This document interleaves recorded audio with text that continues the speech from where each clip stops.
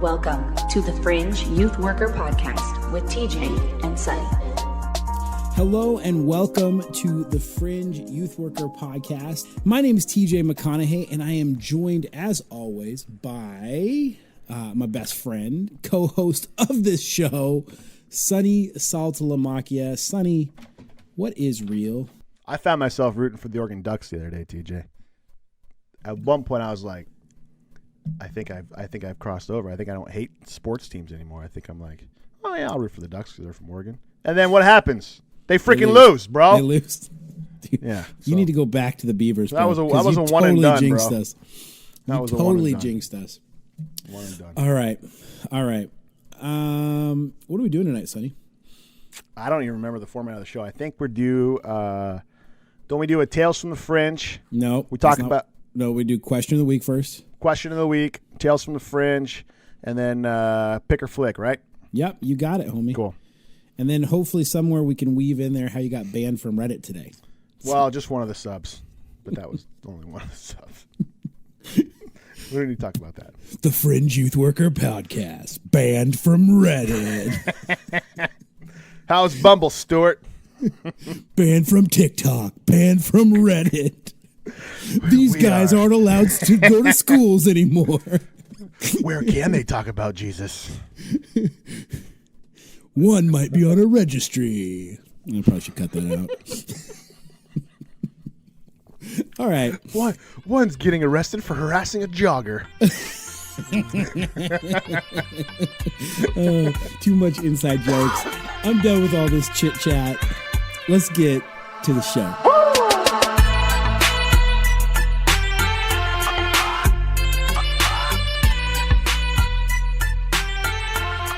Join the conversation on Facebook and Instagram. And when you subscribe to this podcast, please leave us a 5-star rating. We desperately need your approval.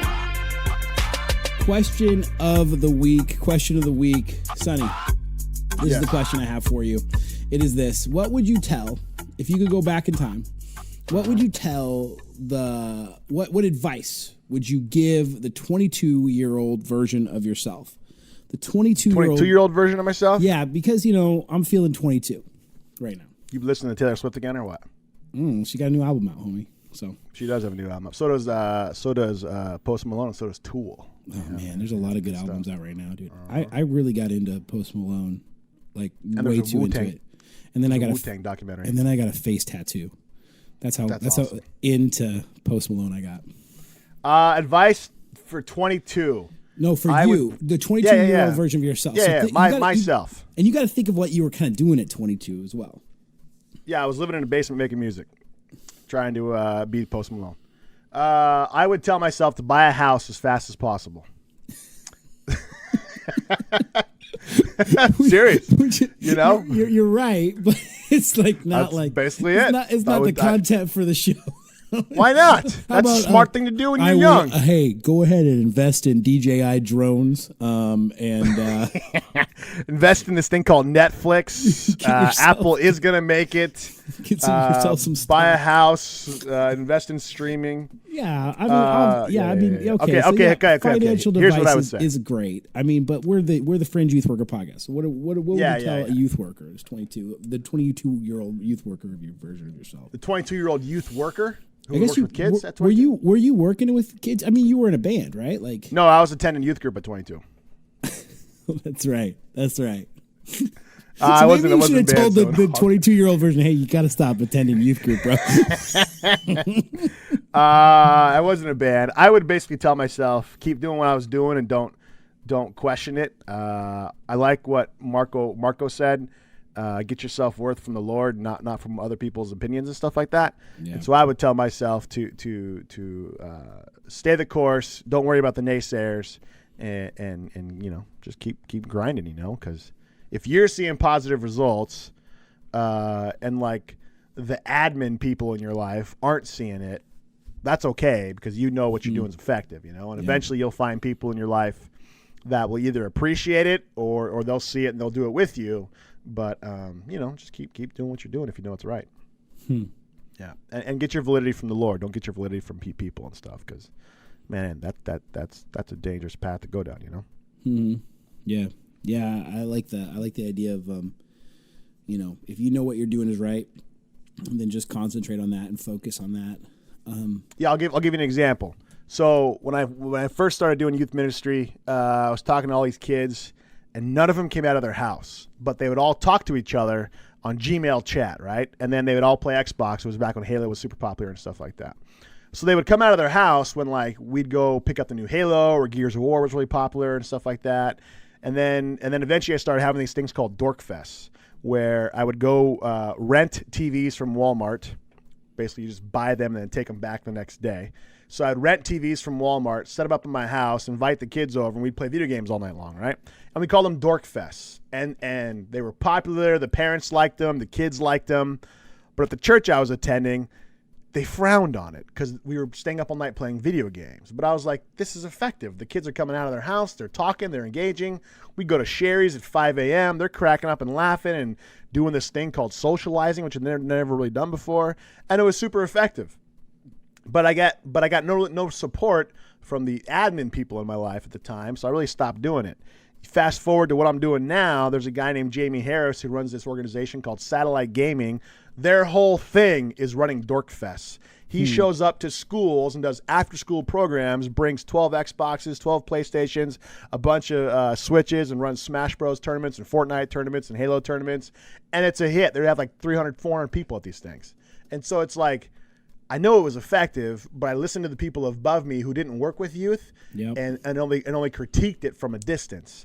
And instead of just knowing what I was doing was effective and stuff like that, Yes. So, yeah. I think that trust your instincts. I mean, that's what I would say.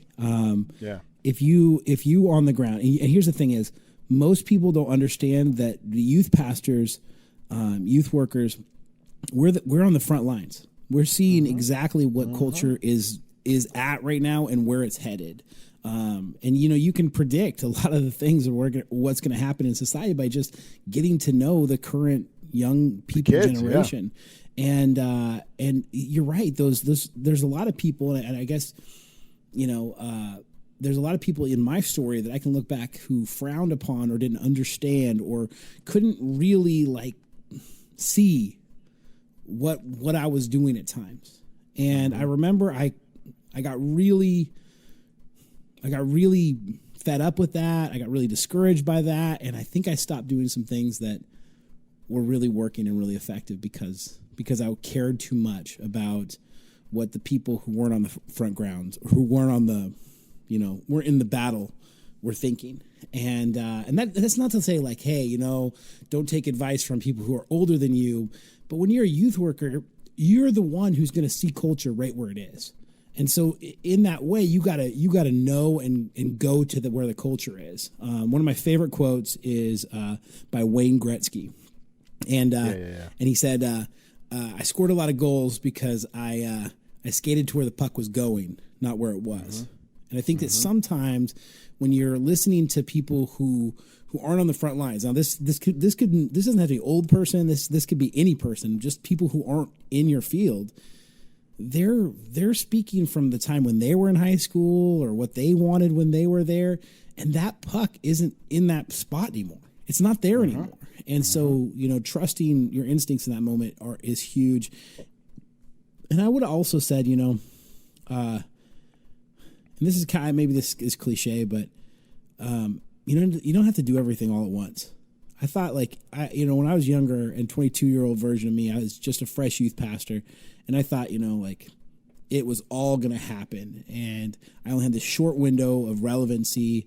I got from 22 to 27 and past that. Yeah, by the time you're 29, you better be done with youth ministry. Yeah, youth ministry, I'm not going to be nearly as effective anymore. And I got to tell you, man, my 30 to 35, or I'm not 35 yet, but I'm going to be 35 here in a month. This has been my most fruitful time in ministry. I'm such a better youth worker now than I ever was at 22. And I thought that that was my best version of me was going to happen. I thought it was like an athlete thing, where I thought youth workers were kind of like athletes. They retire at 32 to 37, And if you're lucky, you get into your 40s, like Tom Brady. But it's not like that. You get better and better and better. And that's one of the things that when I got to talk to Marco a few weeks ago, I mean, this is a guy who's, I mean, he witnessed the moon landings. Like that's, and we talked about that on the show, you know. But he's been doing it, man, and he keeps on doing it. And I asked him, you know, I said, why do you want to do this? And he says, because I love junior hires. And I think that, you know, if you can, if you at 22 can love junior hires or high schoolers, whoever you're working with, and you can do that at 35 or anything, you're gonna do well in life. So trust the process. Know that you're gonna be better every year that you do this, and you don't have to do it all at once. I would also say 2 more things. Number one,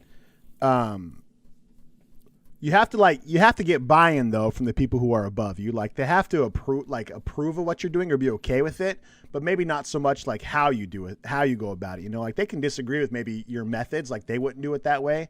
But as long as they're okay with like what you're doing, that's important, you know, because you have to get buy-in from those above you. You know, I mean that's biblical. You know, respect your authority figures.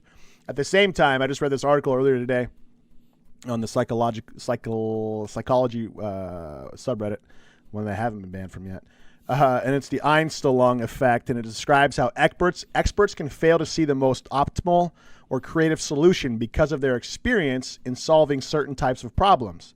Novices can sometimes solve problems better, but they aren't immune to the Einstellung effect. And what it means is that because you've been doing it so long, you know, like you've seen so many situations, you've seen problems before, you'll automatically go to like what you've done, where somebody new might be like, why don't you try this? And you'd be like, oh, I didn't even think of that, you know, simply because their mind isn't clouded with all the previous experiences and stuff like that. And so they're both good. And the article goes on to explain, if you can have both sides coming together to solve problems, that's when the greatest synergy happens. You know, when you have the experience sharing their wisdom mixed in with the new energetic, I want to conquer the world attitude, and then we can find equilibrium in those and like an equal place of like doing your stuff.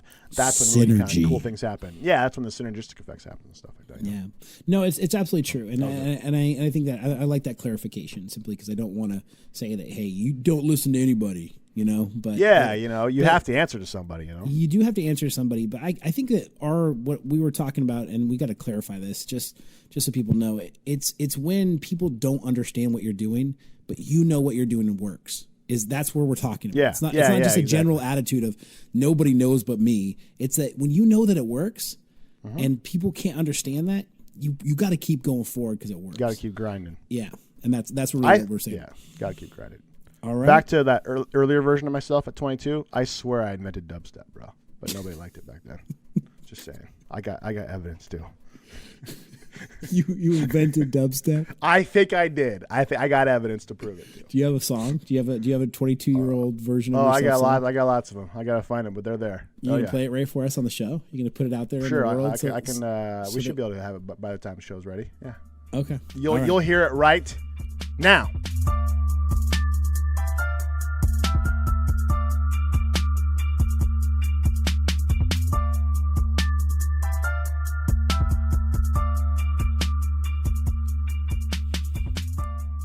I'm going to pretend like I heard that, and I didn't just put it back in post, and I'm going to say, Sonny, you absolutely invented dubstep.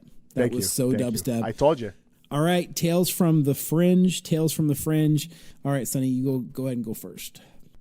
Okay, so when we started doing the podcast around a year ago, I was talking about the Grammy thing and all that kind of jazz, and then the kid who won that contest, we had a really good relationship with, super good rapport with.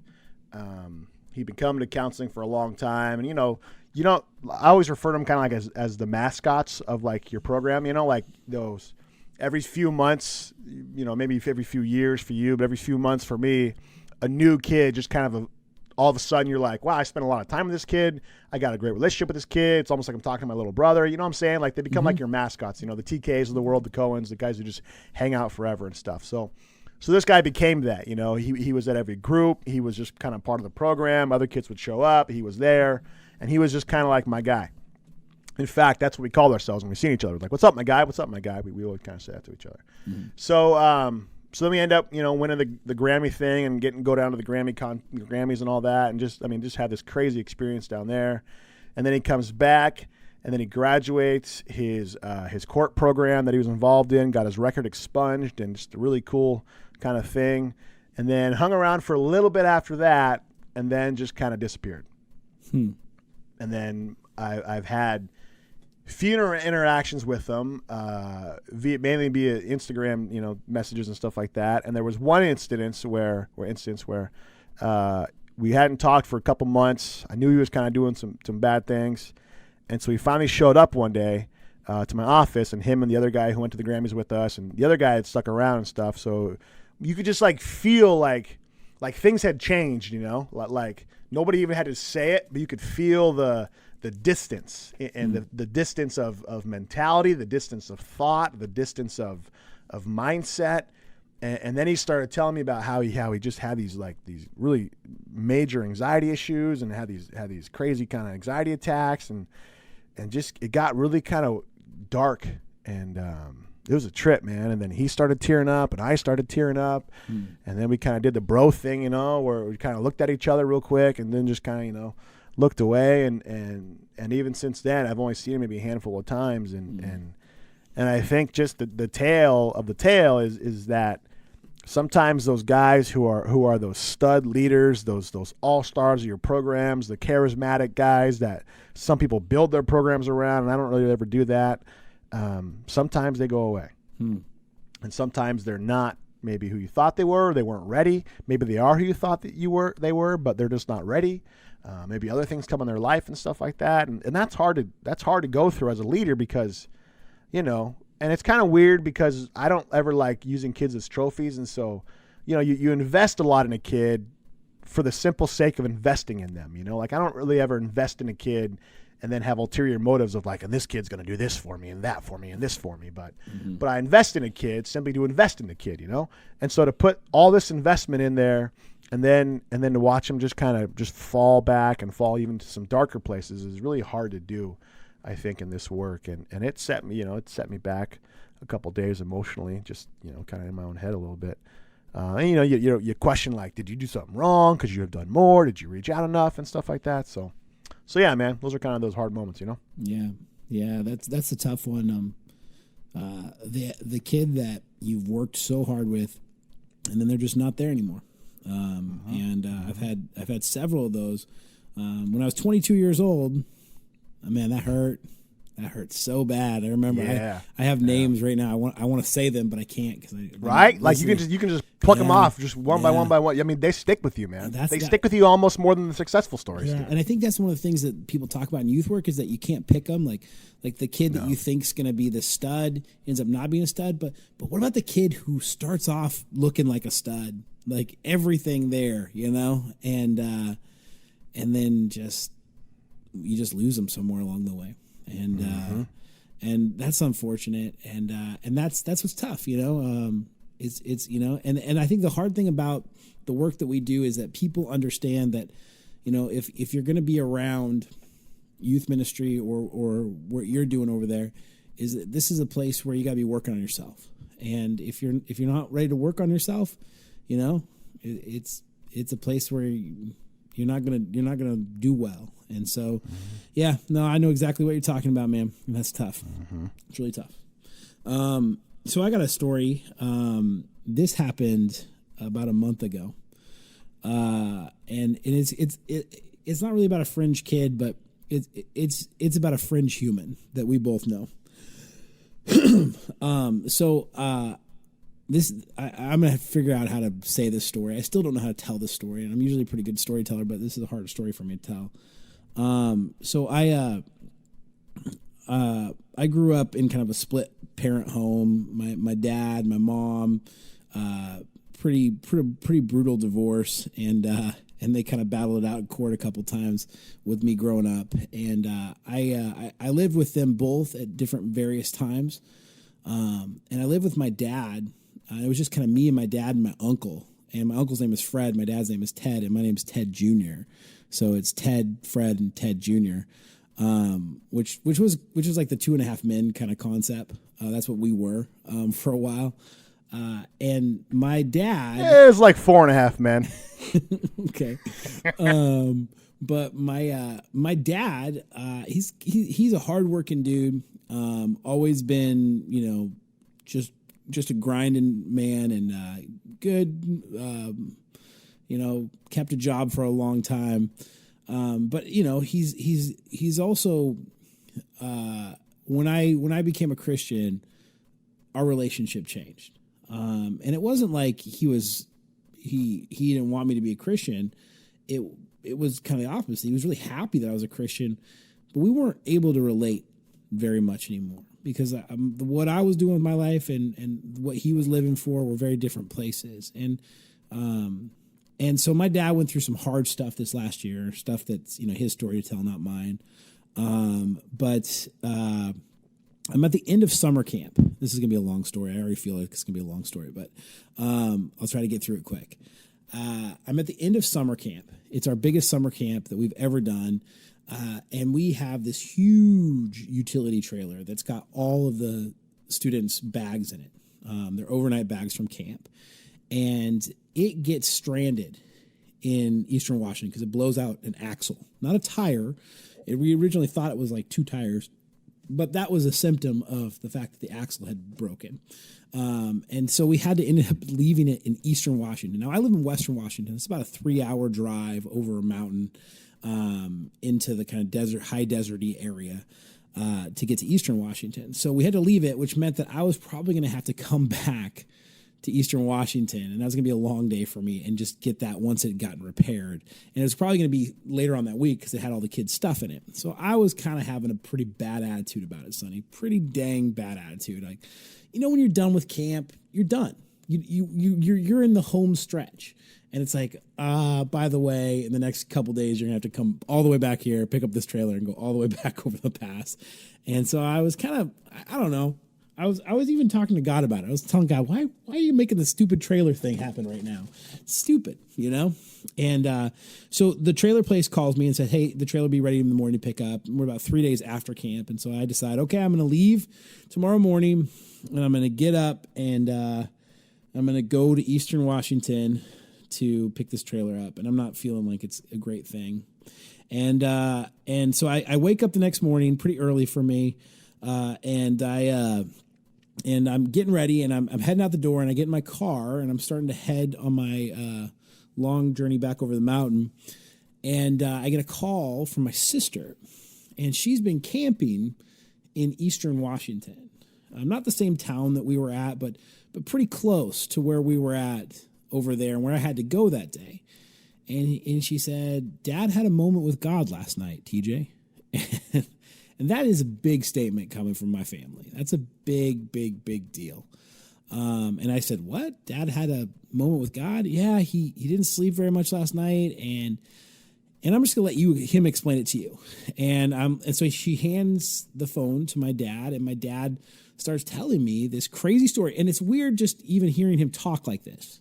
That's the weird part for me, because we've never really had a spiritual conversation. But he said he got this like meme off the internet, like it was like one of those cheesy ones that say it wasn't the 4 Spiritual Laws book. It was a meme that brought him to the Lord. Well, let's say that was the beginning of this, right? But it was one of those cheesy, like Jesus looking photos that says, "Come to me if you're weary," right? And then he realized that that's like a Bible verse, and he realized like he's been pretty weary lately, and he can't get that out of his mind. Right? He can't get that out of mind. And then he sees that we just got back from camp, and I just put out the camp video, and he sees me baptizing all these kids at summer camp. Right? And he realizes that he wants to follow Jesus. He wants to come to Jesus. And he also realizes that he wants me to come baptize him in Eastern Washington. And so he's talking to me on the phone, and he's like, Sonny, he says this. He goes, T, I know it'd be like a big inconvenience for you, but do you think you could drive out to Eastern Washington today and baptize me in the river? And I say, Dad, I'm already on my way. Not for you, for the trailer, but I could stop by you for you, yeah. So I figured out why that stupid trailer broke. There you go. There you go. That's legit, dude. And we were, my family's been praising God for some much needed repairs in Eastern Washington. And yeah, I got to go out there. I got to baptize him, and I got to baptize. So you baptized your dad? I baptized my dad. That's crazy. Isn't it nuts? Isn't that nuts? That's crazy. Yeah, dude. Actually, me and my sister baptized him together, and then we baptized my niece. She wanted to get baptized too down there. So it's crazy, man. Like, there's that Bible verse that I never really understood. Like, it was like, believe in the Lord Jesus, and you will be saved. And then it says, you and your whole household. Yeah, And I remember reading that, being like, does that mean like if you get saved, like that counts for your whole family? But what it's really saying is this gospel and this person of Christ, it's infectious. And if you actually get saved and you live as a light in your family, that has a way of casting out darkness. And I've watched since my sister got saved, and then I got saved, and my other sister got saved, and my dad got saved, and my mom. I've watched my whole family turn, and that's been a pretty cool thing. Now I don't think that happens to everybody, but I'm sure happy that it happened to me and my family. So praising God for that. That's legit. And my dad, cool. And you know this, right? My dad's a pretty fringe human being. Oh, yes. Let's say that, I have amazing stories about my dad, but I'll save those for another time. Since your dad's middle name is Fringe, isn't it? It's Francis, but we could shorten it to Fringe, Fringes. But yeah, no, man, it was good. It was good stuff all the way around. That's a trip. That's a trip. Yeah. What's the conversation's been like after? Now it's just kind of like trying to get him to go to church every week, and really trying to get him plugged in, and that's not an easy process, by the way. Like the habit of like Sundays going to church, that's not an easy thing. So I'm working on that with him and my sister. He lives in a different town than me right now, which is like an hour away. So he lives where my sister lives. So she's really got to do a lot of the follow up on that stuff. But there is like these moments where like he says something to me, and like there's like a little spirit on spirit conversation there. And he's a baby Christian, I talk to him in that manner like I talk to a kid who just came to know Jesus. So yeah, that's cool, man. Yeah. That's legit.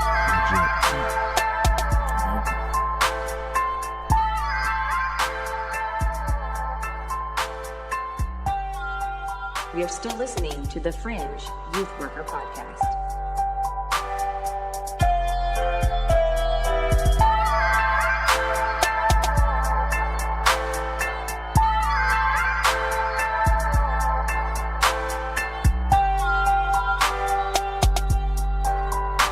All right, pick or flick. This is a hot topic, like in the mall. Hot topic. Hot topic. What are you gonna pick? Hot topic. Oh yeah, that's right. So it's rapid fire, and I throw out a couple of these things, and Sonny either picks or flicks them, and then I decide if I'm gonna pick or flick them. Sometimes we disagree, and it's super. Oh, fun. I have two as well. Oh, you have two. Okay, so I just need to have two. Okay, that's great. That's awesome. Oh yeah. All right, that's how we do it, right? You have two, I have two. That's right. You're right. You're right. Yeah. Earlier, I can't remember. We haven't done the show in a month, so I can't remember. 2 months. So there it is. Well, I did the show a month ago, so. Yeah, I'm well aware. All right. You want to go first? Joggers. At what age do you need to stop wearing joggers? I don't even know. Now, I'm not talking the sweatpants. I'm talking about the actual, like, pants version of joggers. You don't know what joggers are, bro? I have no idea what a jogger is. They're the pants that are, like, cinched at the bottom on, like, your ankle. So, like they're, like, they elastic on your ankle, and they have drawstrings. They're kind of like MC Hammer pants, but not as wide and stuff like that. Oh, I know. I do now. Yeah. Okay, so I'm starting to see dudes wearing them. Yeah. And then the other day, I'm buying some new work pants, and I was like, oh, they got some joggers. And I tried them on. They're the most comfortable thing in the world, TJ. Like, I would freaking wear them every day. But I call my wife, and I'm like, can I wear joggers? And she goes, I'm going to pretend you never called me after this question. God bless so Rachel. I'm kind of pissed. I can't wear them. So what's the age where you can't wear joggers? That's my question. Oh man, here's the thing is, Sonny, they're basically a different version of sweatpants. Is that right? Basically, they're like public approved sweatpants. Then I say that anybody should be able to wear them, because any reason that you can get to wear sweatpants in public, you should take. And you shouldn't worry about the ramifications of what other people think, because can you show up to church wearing joggers? It's sweatpants, homie. If you're you show up to church wearing joggers? You can show up to my church wearing joggers. I don't know what church you're going to now. Would you in your position do it? Probably. I mean, yeah. I don't know. I don't see, now that you've introduced me to joggers and I've kind of thought about them, I'd have to go try them on and see how they look. But if they look good, I guarantee next episode we're both going to be sitting in them because they're amazing. Okay. So you're picking it for a grown man to wear joggers? Yeah, why not? I have a couple. I have a couple staff members. Wait, you're flicking it and you're saying you're going to be wearing them? What is that? I'm flicking it as a grown man wearing them in public, but I wear them in private all day long. Okay. You're not going to wear them in public? No, I can't. No, there's no way. No, that's like wearing a jersey, bro. Well, what about at the gym? Do people wear these at the gym? I think so, but I wear sweatpants at the gym. Well, these are sweatpants. Well, I have standards, TJ. Well, you're there at 3:00. No one else is there, Sonny. I mean, it's basically the private. You know? I may get something to wear at the gym. That'd be the only place I'd wear. Hey, I'm a pick on that one. Okay. All right. But I think we're on the. It's weird that you're flicking it, because I feel like we're on the same page. But all right. I'm just saying you can't wear them in public if you're a grown man. You have some really strict things 30, about grown men, what they can wear. That's weird to me. If you're 30, you can't be wearing joggers, bro. Come on. Dude, if you're 30, this week at you can't church, be wearing joggers. This week at church, we have a jersey week. Whenever the NFL season starts, everybody comes wearing their jerseys of their favorite teams, and it's actually super cool. I would say you're all weirdos for that. What? You wouldn't wear a Raiders jersey? No, I'd wear a Raiders jersey to a Raider game, or I would wear a Raiders jersey to Monday Night Football. Not even a church themed event where they're saying, "Hey, wear your jerseys."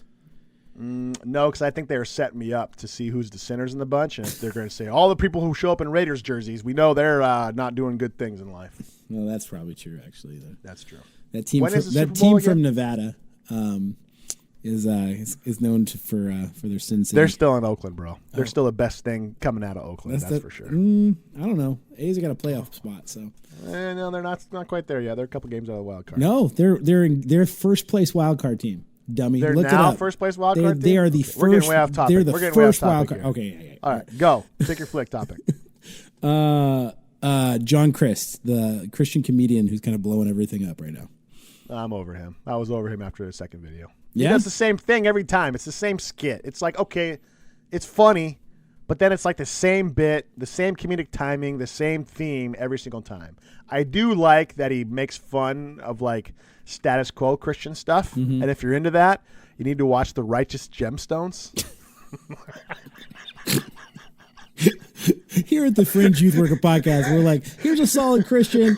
I'm over him. But you know what? HBO's making fun of Christians, and you should watch that.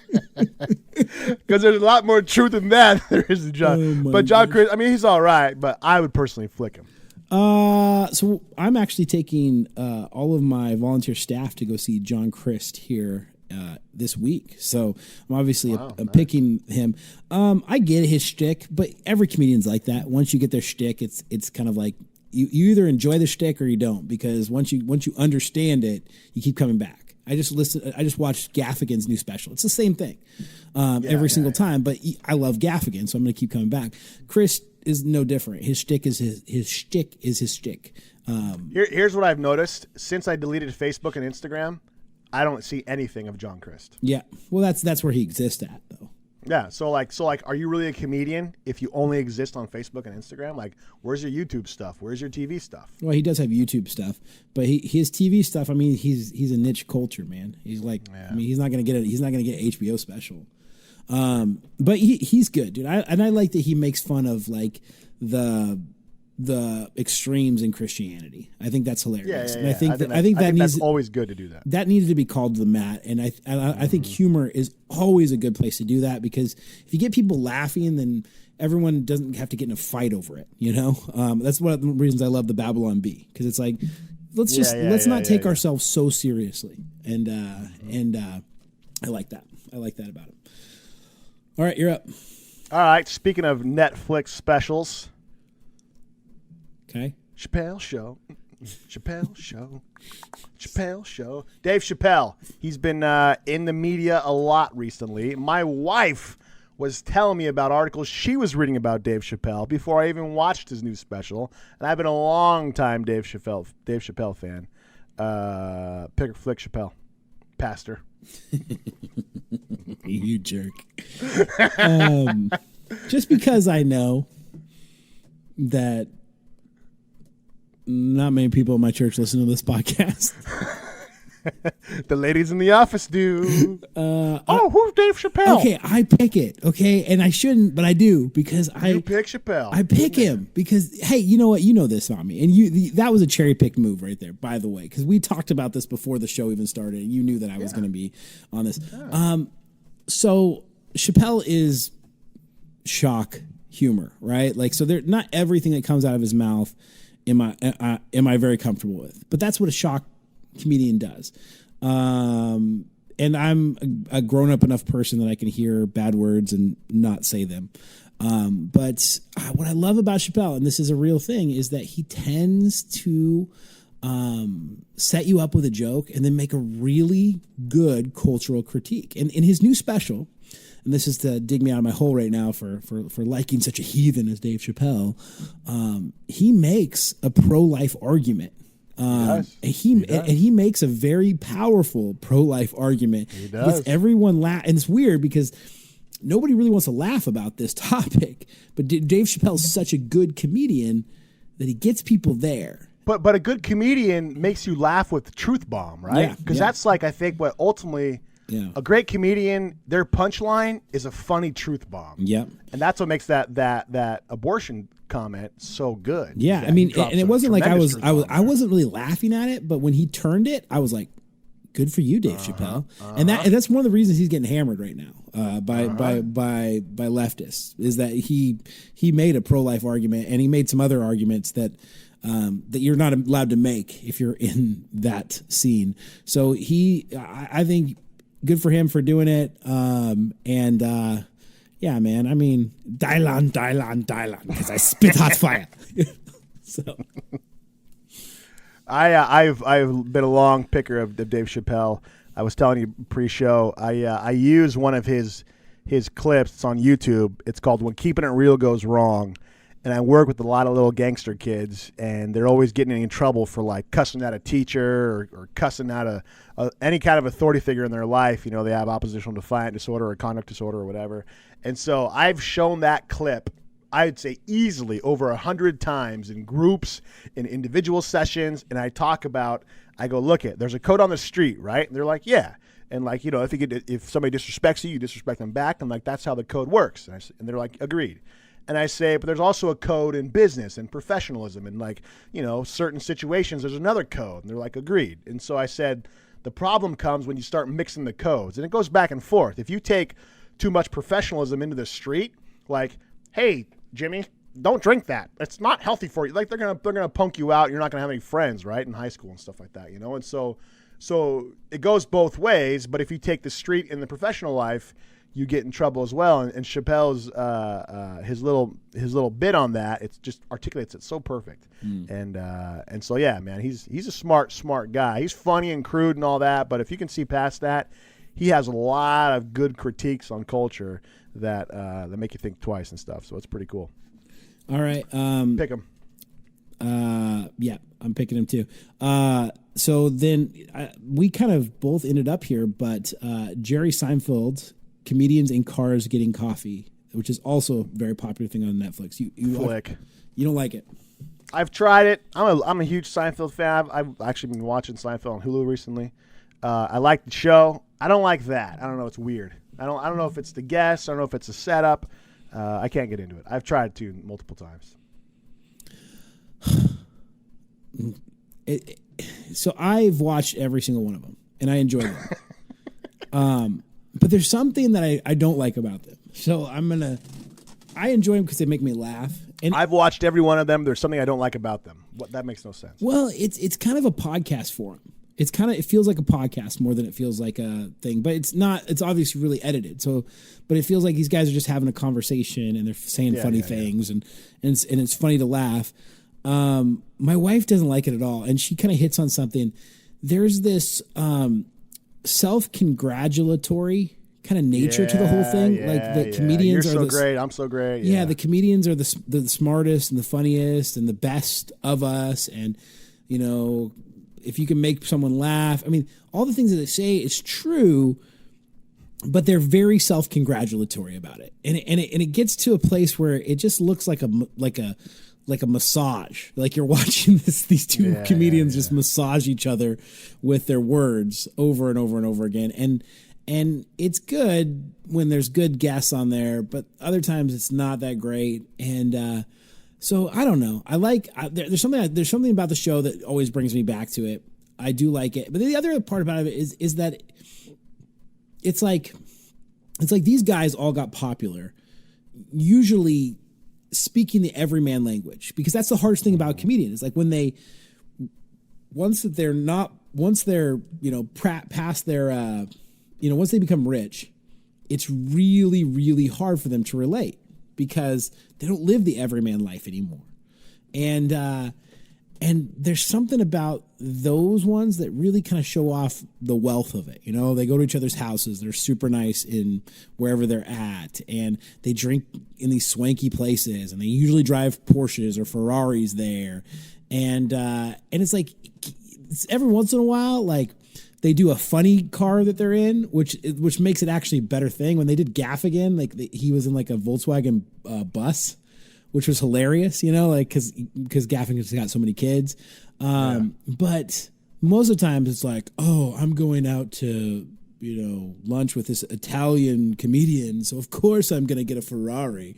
And it's not relatable. Unfortunately, it's not that relatable, but I do like it. So I'm gonna be on I'm gonna pick it because I do watch it, but there's some things that aren't very relatable about it. There's some things I don't really like about it. Sweet. I'm sure the fringe workers all across the country will appreciate your diatribe on comedians and cars. Well, actually, one of the things I thought about was it'd be really funny to do like a version of that, but like youth workers in cars. Yeah, like either pastors in cars, but actually it'd be youth workers at Taco Bell. You actually go in like the youth worker car, Oh, there you go. There you go. And for the most part of my career, I didn't have a nice car. I have a truck now that I really like. Yeah. But the Jetta, or my Honda Civic that's got a weird squealing sound to it, and the Element, the Honda Element, that would be that'd be a cool little take on stuff, and then not be so self-congratulatory about it. No, it'd be pastors in cars with a student as well. So it'd be a pastor riding along with you as you go to Walmart and Taco Bell with a kid. That would be epic. Okay, so why would the pastor be there? Because he wants to see what you're doing? Because it'd just be funny to get his reactions and hear his takes and all that kind of stuff. Yeah. And the amount of fart jokes that are still funny. Yeah.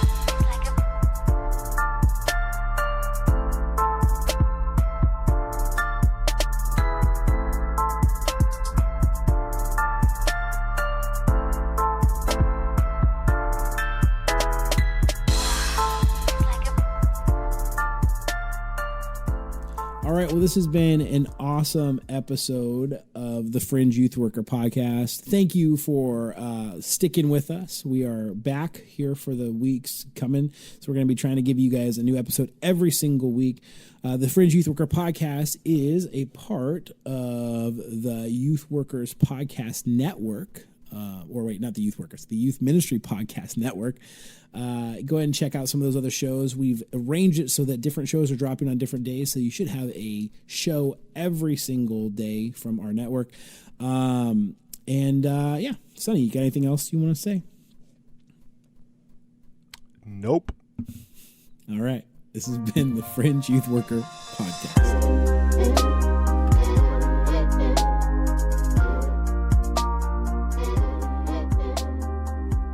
Thank you for listening to the Fringe Youth Worker Podcast. Don't believe anything my dad